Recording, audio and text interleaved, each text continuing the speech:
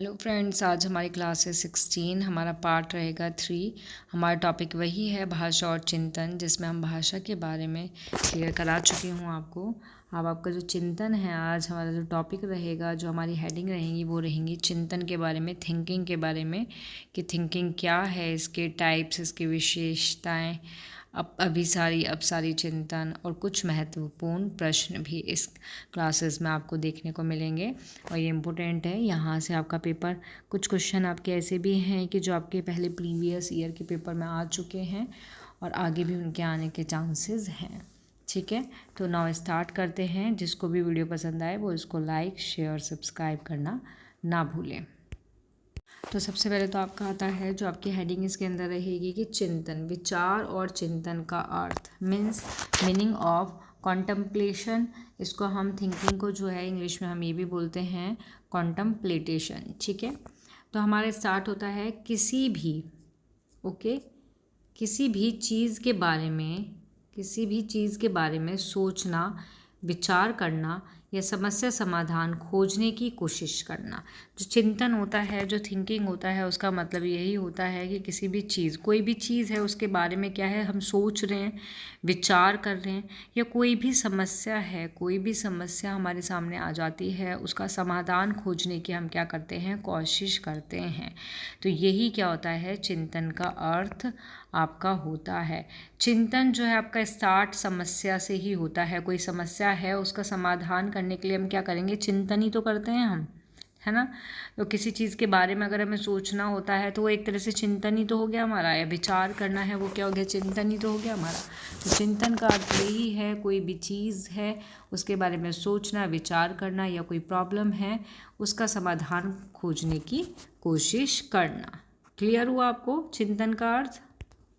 Okay, आपने देखा होगा कि कोई भी मनुष्य है, कोई भी व्यक्ति है, उसके सामने क्या है, कभी कभी किसी भी समस्या का क्या है, कोई भी समस्या उसके सामने आके खड़ी हो जाती है, जो एक स्वाभाविक बात है। मीन्स कोई भी चीज़ होगी, किसी के सामने कोई भी प्रॉब्लम आ सकती है। तो ऐसी स्थिति में वो क्या करता है, उस समस्या का समाधान करने का क्या करता है, उपाय सोचता है, सोचने लग जाता है, और वह इस बात पर विचार करना प्रारंभ कर देता है, इस बात पर विचार करना स्टार्ट कर देता है कि समस्या का किस प्रकार से हम क्या कर सकें, समाधान कर सकें, क्या कर सकें, समाधान कर सकें। तो इस प्रकार जो सोचना, विचार करने की जो क्रिया होती है, उसी को क्या कहा जाता है, चिंतन कहा जाता है। अब तो क्लियर हो गया होगा ना आपको। तो आगे आता है, नेक्स्ट हेडिंग आती है इसकी आपकी परिभाषा। परिभाषा आपकी सबसे पहले आती है रॉस के अनुसार, कि रॉस क्या कहते हैं, रॉस कहते हैं चिंतन जब मानसिक क्रिया का ज्ञानात्मक पहलू है। जो चिंतन है वो क्या है आपका, मानसिक क्रिया का ज्ञानात्मक पहलू है, या फिर मन की बात से संबंधित एक मानसिक क्रिया है, कि जो हमारी मन की बात होती है उससे संबंधित क्या है, एक तरह से ये हमारी मानसिक क्रिया है। क्या चीज़, चिंतन, थिंकिंग जो होती है हमारी। तो ये किसने कहा है, हमारा रॉस ने कहा है। आगे आता है हमारा नेक्स्ट, वैलेंटाइन के अनुसार। वैलेंटाइन क्या कहते हैं, वैलेंटाइन कहते हैं आपके, चिंतन शब्द का प्रयोग उस क्रिया के लिए किया जाता है जिसमें श्रृंखलाबद्ध विचार किसी लक्ष्य की ओर अविराम गति से प्रभावित होते हैं। मतलब कि चिंतन शब्द का जो यूज़ है, प्रयोग है, उस क्रिया के लिए करते हैं हम जहाँ पर भी क्या होता है, श्रृंखलाबद्ध विचार होते हैं, वो किसी लक्ष्य या फिर किसी उद्देश्य की ओर अविराम गति से क्या होते हैं, प्रभावित होते हैं। वही क्या कहलाता है, चिंतन कहलाता है। किसने कहा, वैलेंटाइन ने कहा, या वैलेंटाइन के अनुसार है ये आपकी डेफिनेशन, परिभाषा। नेक्स्ट आती है आपकी गैरेट के अनुसार। गैरेट कहते हैं आपके कि चिंतन एक प्रकार का अव्यक्त रहस्यपूर्ण व्यवहार है जिसमें सामान्य रूप से प्रतीकों का प्रयोग किया जाता है। इन्होंने कहा है कि अव्यक्त है मतलब व्यक्त नहीं किया जाता उसको। ये एक रहस्यपूर्ण क्या है, व्यवहार है, जो सामान्य रूप से जो प्रतीक होते हैं, प्रतीकों का प्रयोग करके किया जाता है। तो ये क्या है, ये किसने कहा है? आपका गैरेट ने कहा है। गैरेट के अनुसार है चिंतन की परिभाषा। क्लियर? नाउ नेक्स्ट हेडिंग आती है हमारी, ये तो हमारी चिंतन की परिभाषाएं हैं और चिंतन का अर्थ। अब आता है आपकी चिंतन की क्या आती हैं? चिंतन की विशेषताएं आती हैं। ओके,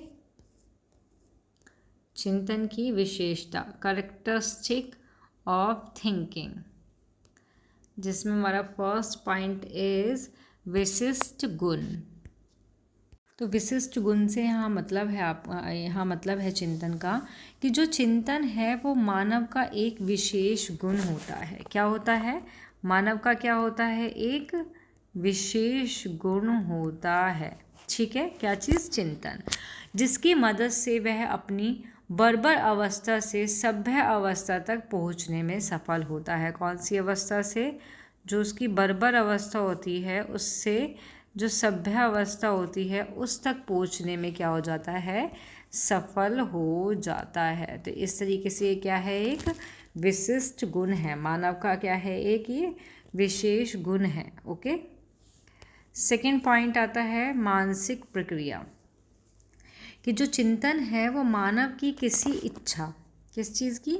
क्या चीज़? इच्छा या फिर असंतोष या फिर कठिनाइयाँ, ठीक है, या फिर समस्या के कारण आरंभ होने वाली एक तरह से क्या है? ये मानसिक प्रक्रिया है कि मानव की किसी भी इच्छा या फिर असंतोष या फिर कठिनाई जो होती हैं या फिर समस्या के कारण आरंभ, मतलब शुरुआत होने वाली, स्टार्ट होने वाली क्या है? ये एक मानसिक प्रक्रिया है। क्या चीज़? चिंतन आपका।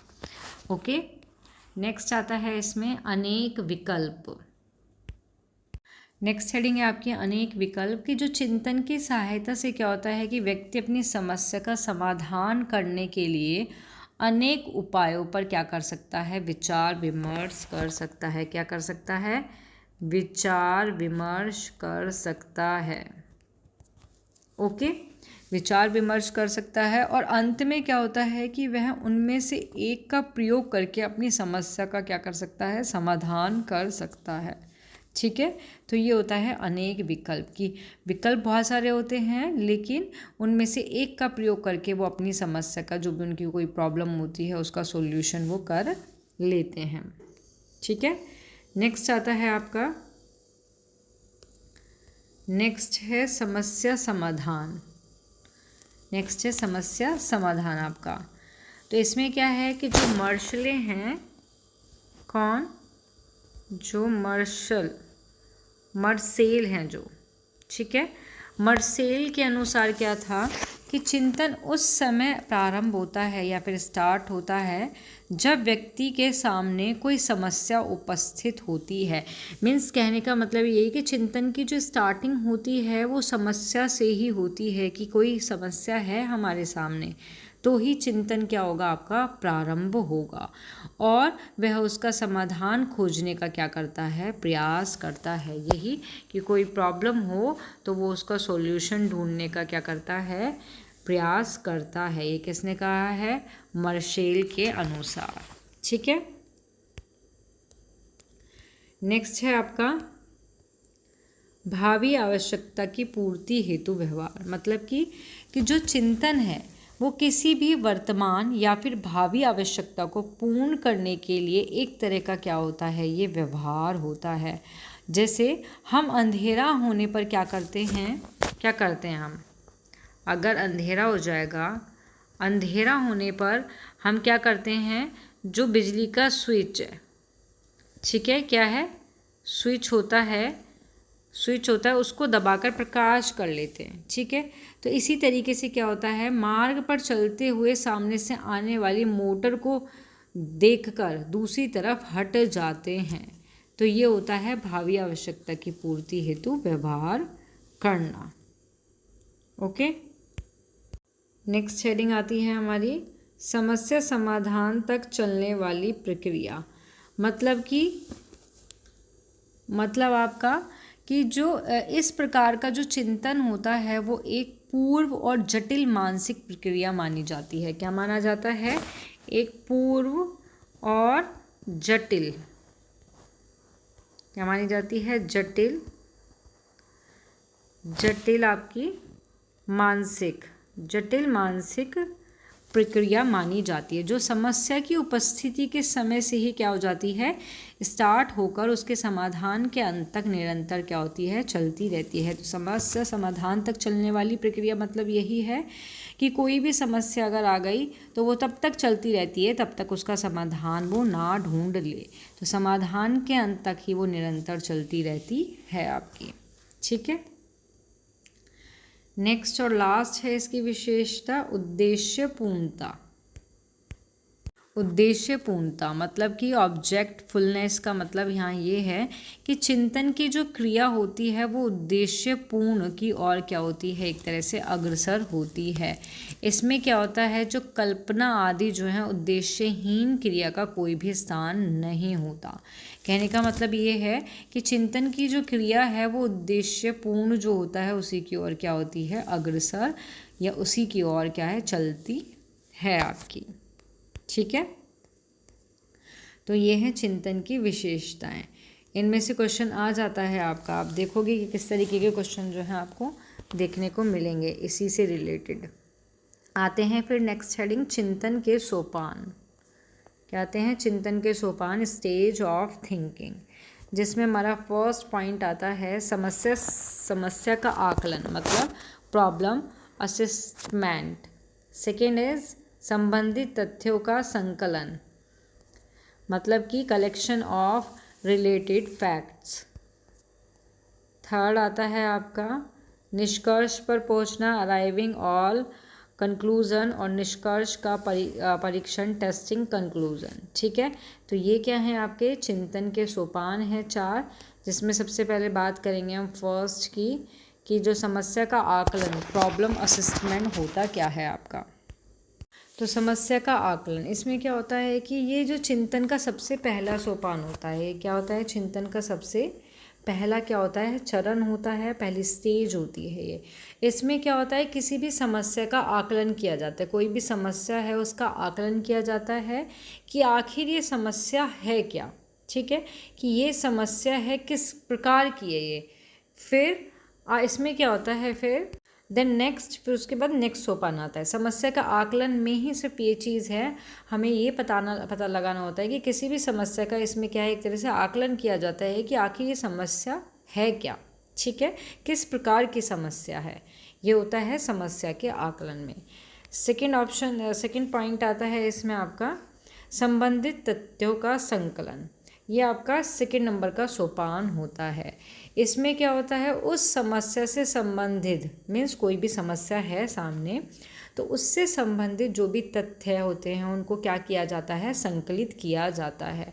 और जो जो तथ्य उस समस्या से जुड़े हुए होते हैं उन सबको क्या कर लेते हैं, कलेक्शन कर लेते हैं, उनका संकलित उनको कर लेते हैं। ठीक है, उसके बाद आता है निष्कर्ष पर पहुंचना, मतलब फिर जो जितने भी सारे तथ्य जो हमने संकलित करे हैं उनके बाद क्या होता है, हमें निष्कर्ष पर पहुंचना होता है कि जिस पर निष्कर्ष पर पहुंचने के बाद ही हमारा नेक्स्ट जो सोपान है वो आता है मीन्स। ठीक है, नेक्स्ट और लास्ट आता है हमारा निष्कर्ष का परीक्षण, टेस्टिंग कंक्लूजन, मतलब कि हमारा इसमें आता है हमारा, अब जो हम निष्कर्ष परीक्षण टेस्टिंग कंक्लूजन में हमारा यही होता है कि अब उस निष्कर्ष जो भी निकला है उसका हम क्या करते हैं, परीक्षण करते हैं कि ये जो हमारी समस्या का है इसका जो सॉल्यूशन ये करेक्ट है या नहीं है करेक्ट। ठीक है, तो क्लियर हुआ आपको चरण में। सबसे पहले हमने समस्या का आकलन करा, देन उसके बाद जो भी हमारे तथ्य हैं समस्या से रिलेटेड उन सबको हमने कलेक्ट किया, देन उसके बाद हम निष्कर्ष पर पहुँचे और उसके बाद हमने उसका फिर परीक्षण किया कि ये करेक्ट रहेगा या नहीं रहेगा आपका। ओके, तो ये हैं आपके चिंतन के सोपान। नेक्स्ट हेडिंग आती है ये आपकी इम्पोर्टेंट है, चिंतन के प्रकार की, टाइप्स ऑफ थिंकिंग। तो चिंतन के जो प्रकार हैं वो कई प्रकार का होता है चिंतन आपका। तो चिंतन का क्या होता है कि चिंतन के तब हम स्वभाव का अध्ययन कर लेते हैं, तो उसके बाद हमें जो उसके टाइप्स होते हैं उसका जो वर्णन करना क्या हो जाता है, आवश्यक हो जाता है। तो जो चिंतन है उसके जो प्रकार होते हैं उसको कितने भागों में विभाजित किया गया है, 4 रूप में उसको विभाजित किया गया है। तो हम कह सकते हैं कि जो चिंतन के प्रकार कितने होते हैं, 4 प्रकार होते हैं। फर्स्ट चीज़ आपका होता है, पहला प्रकार है आपका प्रत्यक्षात्मक चिंतन। ओके, तो जो प्रत्यक्षात्मक चिंतन होता है इसको हम क्या बोलते हैं इंग्लिश में, परसेप्चुअल थिंकिंग। ठीक है, ओके। तो ये क्या होता है आपका प्रत्यक्षात्मक चिंतन, क्या होता है कि बार बार के अनुभव से, मीन्स बार बार जब हम अनुभव करते हैं उसको करने से एकत्रित ज्ञान के स्थापित्व जागृत होकर प्रेरित करती है। कहने का मतलब है जब हम किसी व्यक्ति को बार बार अपने घर आते देखते हैं, ठीक है, तो उसके व्यवहार का मूल्यांकन हमारे चिंतन के द्वारा क्या है, स्वतः हो जाता है। ये तो फैक्ट है, क्योंकि बार बार के आने से जो अनुभव एकत्रित कर रहे हैं हम, वे सभी उसके व्यवहार को क्या कर देगा, एक तरह से स्पष्ट कर देगा। तो हम कह सकते हैं कि उस व्यक्ति को देखकर उसके व्यवहार का जागृत हो जाना ही प्रत्यक्षात्मक चिंतन होता है। प्रत्यक्षात्मक का मतलब यही है कि हम क्या कर रहे हैं, उसको बार बार अपने घर बार बार प्रत्यक्ष रूप से हम उसको देख रहे हैं, उसके व्यवहार का हम मूल्यांकन इजीली स्वतः भी हम कर सकते हैं, अनुभव कर सकते हैं हम। ठीक है, उसके व्यवहार को हम स्पष्ट कर सकते हैं, क्योंकि उस व्यक्ति को देखकर हम बार बार क्या हो रहे हैं, उसके व्यवहार से जागरूक हो रहे हैं। तो ये होता है आपका प्रत्यक्षात्मक चिंतन। सेकंड आता है प्रत्यात्मक चिंतन, जिसको हम बोलते हैं, इसको हम अवधारणात्मक चिंतन भी बोलते हैं इसको, और इंग्लिश में बोलते हैं इसको कॉन्सेप्टुअल थिंकिंग। ठीक है, तो ये क्या होता है आपका, ये जो होता है ये थोड़ा ऊंचे प्रकार का चिंतन होता है। मतलब इसमें जो बालक में क्या होता है, प्रत्यय का निर्माण बनना एक तरह से शुरू हो जाता है, तब वो चिंतन करता है। मीन्स कोई भी बालक है तब वो चिंतन करता है, तो बालक में जितना ज़्यादा प्रत्यय बनेगा उतना ही ज़्यादा वो प्रत्यात्मक चिंतन उसमें होगा। ठीक है, और यहाँ प्रत्यय से मतलब ये है कि किसी भी प्रकार की छवि बनने से, ओके, कि बच्चा जानवर और वस्तु को देखकर उनका चित्र क्या कर लेता है, अपने दिमाग में बनाना सीख जाता है, और इसके आधार पर ही क्या कर लेता है, वो चिंतन करना शुरू कर देता है। तो ये आता है आपका प्रत्यात्मक चिंतन। मीन्स छवि बना लो अपने दिमाग के अंदर ही। प्रत्यात्मक प्रत्यय का मतलब ही यहाँ पे ये है, छवि बनाने से मतलब है। ठीक है, कि अपने दिमाग में कोई भी छवि बना ली हमने किसी भी प्रकार की, कि हमने तब अगर जानवर की बात करी, वस्तु की बात करी, तो हमने क्या करा, उसको देखकर उनका चित्र अपने दिमाग में बनाना सीख लिया एक तरह से। तो ये होता है आपका प्रत्यात्मक चिंतन। ओके, नेक्स्ट आता है आपका विचारात्मक चिंतन। अब विचारात्मक चिंतन क्या होता है आपका, तो विचारात्मक जो चिंतन है इसको हम इंग्लिश में बोलते हैं पहले तो रिफ्लेक्टिव थिंकिंग। कि जो हमारे महान शिक्षा शास्त्री हैं, कौन, जो ड्यूवी हैं हमारे, इन्होंने ही विचारात्मक चिंतन को ही इन्होंने क्या कहा है, चिंतन माना है। हम चिंतन के द्वारा किसी भी लक्ष्य की क्या कर सकते हैं, प्राप्ति या फिर समस्या का समाधान खोज पाते हैं। और इसमें क्या होता है, इसमें विचार और जो तर्क को एक क्रम में स्थापित करने और निष्कर्ष निकाले जाते हैं जो व्यवहारिक और सामाजिक होते हैं। ठीक है, कि विचारात्मक चिंतन आपका यही है कि इसमें क्या है, हम कोई भी लक्ष्य या फिर समस्या का समाधान खोजते हैं। ठीक है, विचार और तर्क को क्रम में स्थापित करने से निष्कर्ष निकालते हैं। क्लियर। नेक्स्ट आता है हमारा सृजनात्मक चिंतन, जिसको हम बोलते हैं क्रिएटिव थिंकिंग। ओके, कि जब किसी भी विचार क्रिया के माध्यम से कोई भी नई वस्तु या फिर ज्ञान की खोज की जाती है, वही हमारा क्या कहलाता है, सृजनात्मक चिंतन हमारा वो होता है। और इसमें क्या होता है कि जो व्यक्ति होता है वो खुद ही समस्या को खोजता है, ठीक है, और उसके हल को भी ज्ञात करता है इसमें। ठीक है, क्लियर हुआ आपको। तो ये है आपका सृजनात्मक चिंतन। अब आपके एक दो पॉइंट और हैं चिंतन के, एक दो हेडिंग और हैं, मूर्त, अमूर्त, अभिसारी, अपसारी, जो इम्पोर्टेंट हैं उनके बारे में भी थोड़ा पढ़ लेते हैं कि जो मूर्त चिंतन होता है और अमूर्त चिंतन होता है वो क्या होता है आपका।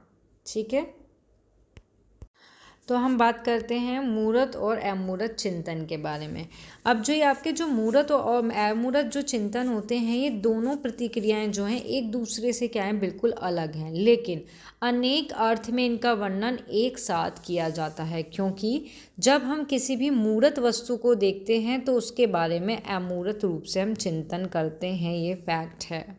फॉर एग्जाम्पल आपका कि मान लो कोई एक महिला है, एक ठीक है, एक औरत है, वो बुर्खा पहन के जा रही है, ठीक है, तो हम उसको बुर्खा पहने हुए देखते हैं, तो ये एक तरह से क्या हो गया, मूर्त हो गया कि हाँ हमने उसको देख लिया कि एक महिला हमारे सामने बुर्खे से मुंह ढककर जा रही है। ठीक है, इसके बाद आगे का जो चिंतन की प्रक्रिया होती है वो हमारी अमूर्त चिंतन से क्या होती है, एक तरह से संबंधित होती है। क्यों? क्योंकि तब हम उसके बारे में ये जानने का प्रयास करते हैं कि भाई यह महिला बुर्खे से अपना मुंह क्यों ढक रही है, या फिर वो कौन है, या वो कौन सी परंपरा के कारण इस तरीके से कर रही है। ठीक है, और ये परंपरा जो है वो भारतीय समाज में प्रारंभ है या फिर कब तक चलेगी। तो ये सब जो होता है चिंतन जो होता है, ये होता है आपका अमूर्त चिंतन। तो इस तरीके से जो मूर्त और अमूर्त चिंतन होते हैं उनका वर्णन एक साथ मोस्टली किया जाता है। ठीक है, तो हम सबसे पहले बात करेंगे मूर्त चिंतन की, कि किसी भी चीज़ को केवल उसके प्रत्यक्ष रूप में देखकर या अनुभव करके समझना। मतलब कोई भी चीज़ है, अगर उसको केवल हमने उसको प्रत्यक्ष रूप से क्या करा, देख लिया और हम उसका अनुभव कर रहे हैं, तो वो क्या कहलाएगा, हमारा मूर्त चिंतन हमारा कहलाएगा वो। और ये जो मूर्त चिंतन होता है, इसमें क्या होता है कि किसी भी वस्तु का क्या होता है, ऊपरी सतह से, जो ऊपरी सतह होती है, ऊपरी सतह के बारे में ही विचार किया जाता है। और मूर्त चिंतन केवल वस्तु के तथ्य तक ही क्या होता है, सीमित होता है। लाइक जैसे महात्मा गांधी के चित्र समझकर विचार करना एक तरह से। ओके, और ये मूर्त चिंतन किसी भी वस्तु के आकार प्रकार के बारे में विचार करता है। क्लियर? नेक्स्ट आता है आपका अमूर्त चिंतन। अमूर्त चिंतन, तो अमूर्त चिंतन क्या है कि ऐसी अवधारणा जो भौतिक वस्तु से नहीं जुड़ी होती बल्कि अमूर्त होती हैं, जैसे कि आपका प्रेम। ठीक है, तो कहने का मतलब ये है कि ऐसी अवधारणा या फिर विचार या फिर सिद्धांत के बारे में जो सीधे तौर पर ठोस भौतिक वस्तु या अनुभव से नहीं जुड़े होते बल्कि किससे जुड़े होते हैं, अमूर्त। क्या होते हैं वो, अमूर्त आपके होते हैं। ठीक है, तो ये होता है आपका अमूर्त चिंतन। नेक्स्ट हेडिंग है आपकी अपसारी चिंतन और अभिसारी चिंतन, जिसमें हमारा फर्स्ट है अपसारी चिंतन, डाइवर्जेंट थिंकिंग, जो इम्पोर्टेंट है आपका, मोस्ट इम्पोर्टेंट है आपका ये। ठीक है,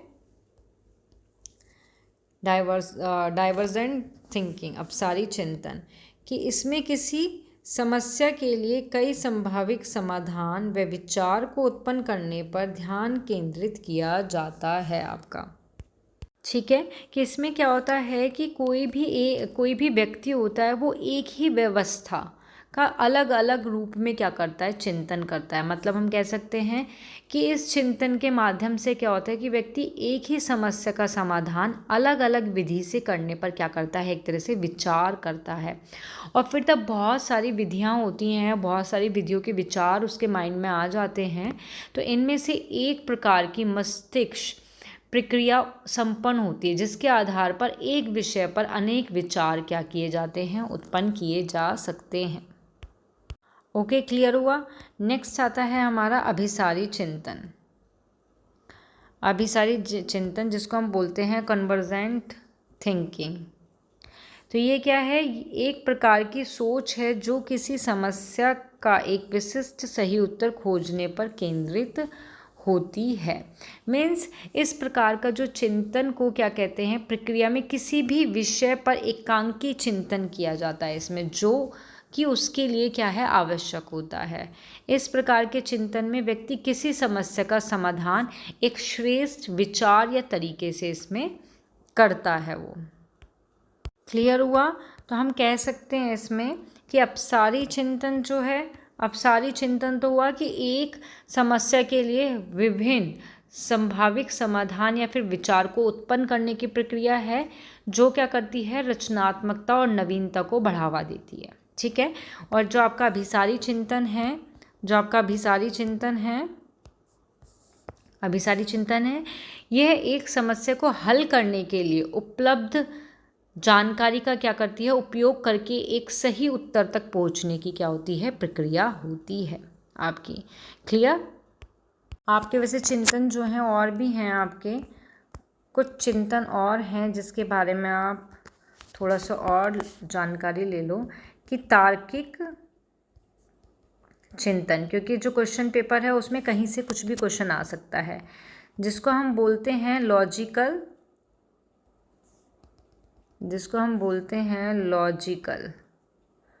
लॉजिकल थिंकिंग। ठीक है, कि ये क्या होता है, ये किसी भी समस्या को हल करने के लिए तर्क या फिर प्रमाणों का उपयोग करने की क्या होती है, क्षमता होती है। ठीक है। नेक्स्ट है आपका स्वली चिंतन, जिसको हम बोलते हैं सेल्फ रिफ्लेक्शन। ठीक है, सेल्फ रिफ्लेक्शन। इसमें क्या होता है कि ये अपने विचार, भाव और अनुभव पर विचार करने की क्या होती है, एक तरह से प्रक्रिया होती है। नेक्स्ट आता है वैज्ञानिक चिंतन। ठीक है, साइंटिफिक थिंकिंग। और ये इसमें क्या होता है कि ये किसी समस्या को वैज्ञानिक तरीके से समझने और हल करने की क्षमता है। नेक्स्ट आता है आपका रचनात्मक चिंतन, जिसको हम बोलते हैं क्रिएटिव थिंकिंग, कि ये नए विचार, समाधान, उत्पादों को उत्पन्न करने की क्षमता है। ठीक है। और नेक्स्ट और लास्ट आता है आपका आलोचनात्मक चिंतन, जिसको हम बोलते हैं क्रिटिकल थिंकिंग, कि ये किसी स्थिति या फिर समस्या का विश्लेषण करने, तर्क करने और निर्णय लेने की क्या है, क्षमता है आपका। ओके, तो क्लियर हुआ आपको इतने सारे चिंतन। नेक्स्ट हेडिंग और लास्ट हेडिंग है आपकी, लास्ट हेडिंग आती है भाषा और चिंतन के बीच संबंध। मैंने भाषा पढ़ा दी थी पहली क्लास में और आज हमने पढ़ाया चिंतन। अब इन दोनों के बीच में क्या संबंध होता है, तो फर्स्ट पॉइंट आता है आपका भाषा चिंतन को प्रभावित करती है। इसमें क्या है कि कुछ जो शोधकर्ता हैं उनका मानना ये है कि जो भाषा है वो हमारे सोचने के तरीके को क्या देती है, आकार देती है। क्यों? क्योंकि हम अपने विचार को व्यक्त करने के लिए और समझने के लिए किस पर निर्भर रहते हैं, भाषा पर निर्भर होते हैं। ओके, सेकंड पॉइंट आता है आपका चिंतन भाषा को प्रभावित करती है। मतलब कि चिंतन के माध्यम से ही हम क्या कर सकते हैं, हम नए शब्द और अवधारणाएं बनाते हैं और भाषा को समृद्ध करते हैं। इस तरीके से चिंतन जो है वो भाषा को भी प्रभावित करती है। नेक्स्ट आता है आपका भाषा चिंतन एक दूसरे से जुड़े हैं, कि भाषा और चिंतन जो है वो एक दूसरे के क्या है, पूरक हैं। वे दोनों मिलकर हमें दुनिया को समझने और जुड़ने में क्या करते हैं, मदद करते हैं। नेक्स्ट आता है, नेक्स्ट और लास्ट है आपका वाइगोत्स्की का सिद्धांत, कि वाइगोत्स्की के सिद्धांत के अनुसार है कि जो भाषा और चिंतन एक दूसरे से क्या है, स्वतंत्र रूप से विकसित नहीं होते, बल्कि एक दूसरे पर क्या करते हैं, निर्भर होते हैं ये। ठीक है, अब ये हमारे क्या है, चिंतन खत्म होता है। अब हमारे कुछ महत्वपूर्ण प्रश्न हैं आपके भाषा और चिंतन से रिलेटेड, जो आपके इम्पोर्टेंट हैं एग्ज़ाम के लिए। महत्वपूर्ण प्रश्न में हमारा फर्स्ट प्रश्न आता है, फर्स्ट क्वेश्चन आता है हमारा निम्न में से कौन से युग्म के सही होने की संभावना सबसे कम है? ध्यान देना, ये क्वेश्चन आपका सीटेट के 2013 के एग्ज़ाम में आया हुआ है कि निम्न में से कौन सा युग्म है जो सही होने की संभावना सबसे कम है। ठीक है, फर्स्ट ऑप्शन इज बच्चे भाषा के बारे में निश्चित ज्ञान के साथ प्रवेश करते हैं। ये किसने कहा है? चॉम्स्की ने कहा है। सेकेंड ऑप्शन इज भाषा विचार पर आधारित होती है। ये किसने कहा है? पियाजे ने कहा है। थर्ड ऑप्शन भाषा वातावरण में एक उद्दीपक है। ये किसने कहा है? BF स्कीनर ने। और आपका लास्ट आता है भाषा व विचार प्रारंभ में दो भिन्न गतियाँ होती हैं। एक कहा है वाइगोत्स्की ने। तो इसमें सबसे कम जो संभावना होती है वो किसकी होती है? इसका जो करेक्ट आंसर होगा, इसका करेक्ट आंसर इज इसका होगा आपका ये कि भाषा वातावरण में एक उद्दीपक है। ये किसने कहा है? स्कीनर ने कहा है। ये सबसे कम इसकी संभावना होती है आपकी। ओके, सेकंड क्वेश्चन आता है आपका। सेकंड क्वेश्चन इज थ फे च ध्वनियाँ हैं। फर्स्ट ऑप्शन स्वनिम, सेकंड ऑप्शन रूपेम, थर्ड ऑप्शन लेखेम या फिर आपका शाब्दिम। तो थ फे च जो ध्वनियाँ हैं वो क्या हैं? तो इसका जो करेक्ट आंसर होगा वो होगा आपका स्वनिम। क्या होगा इसका करेक्ट आंसर? स्वनिम। ठीक है, इस तरीके के क्वेश्चन आपके आते हैं। नेक्स्ट थर्ड क्वेश्चन है आपका।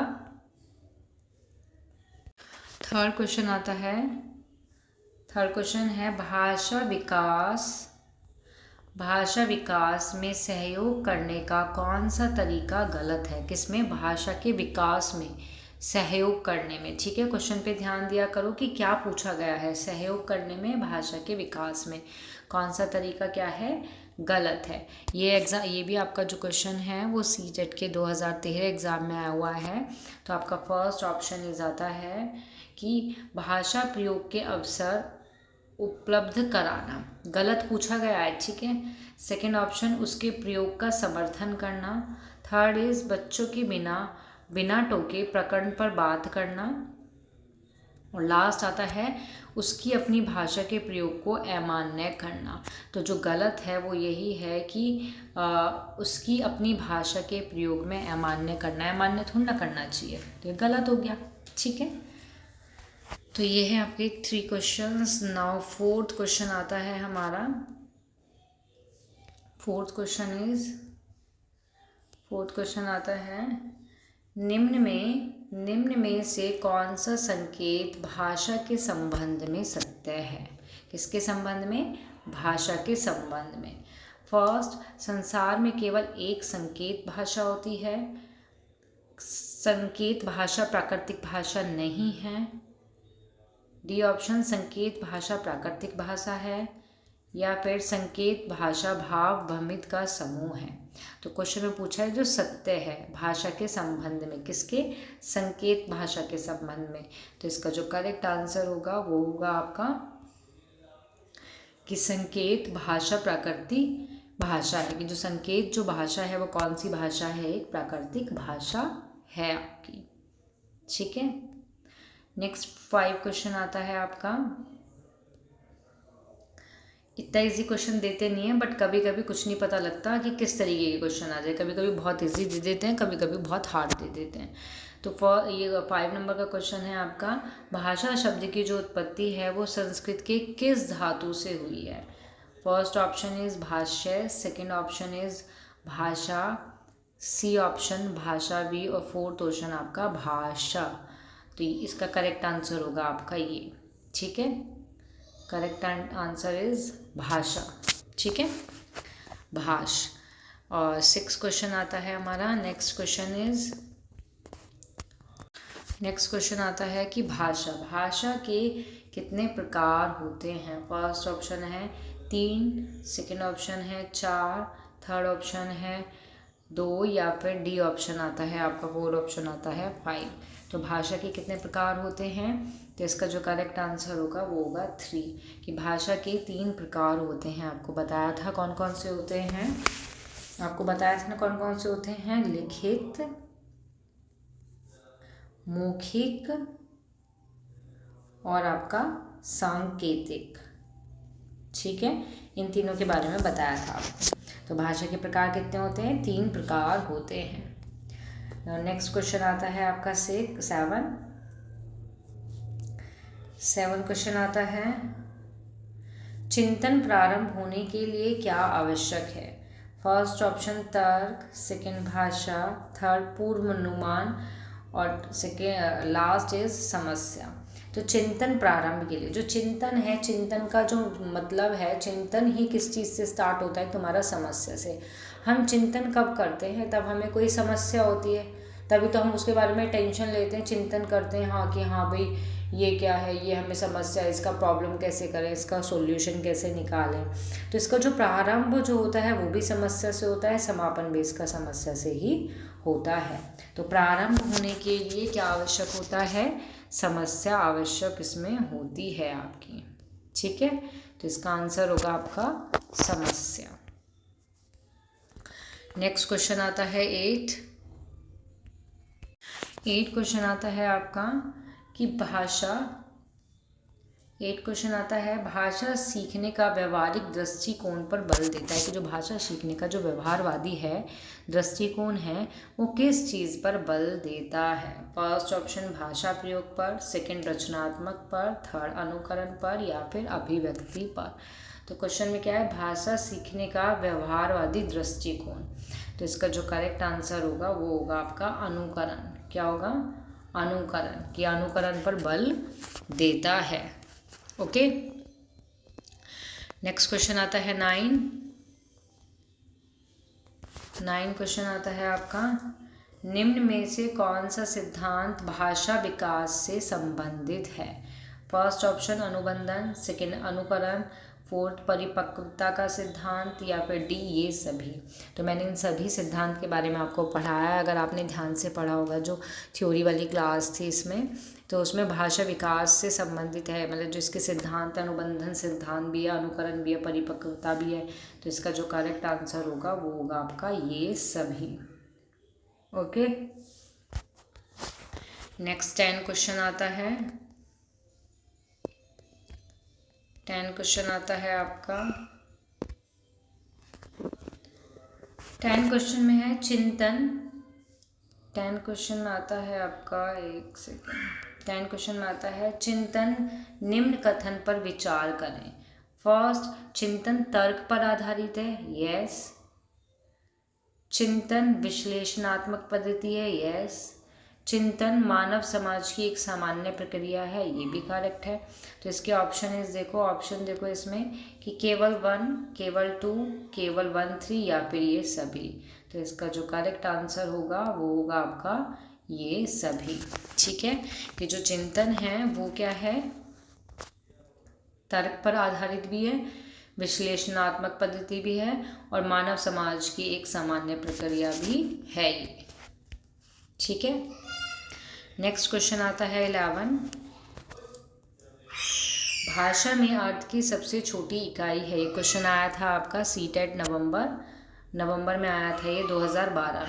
ठीक है, तो इसमें ऑप्शन है स्वनिम, उसके बाद आता है रूपिम, फिर आता है अर्थविन्यास और आता है लेखिम। तो भाषा में अर्थ की सबसे छोटी जो इकाई है, इसका जो करेक्ट आंसर होगा वो होगा आपका रूपिम। ठीक है, कि रूपिम जो है वो भाषा में अर्थ की सबसे छोटी इकाई है। नेक्स्ट 12 क्वेश्चन आता है। 12 क्वेश्चन आता है आपका, चिंतन में डैश शामिल है। फर्स्ट ऑप्शन इज कल्पना, भाषा, संकल्पना, प्रतिज्ञप्ति।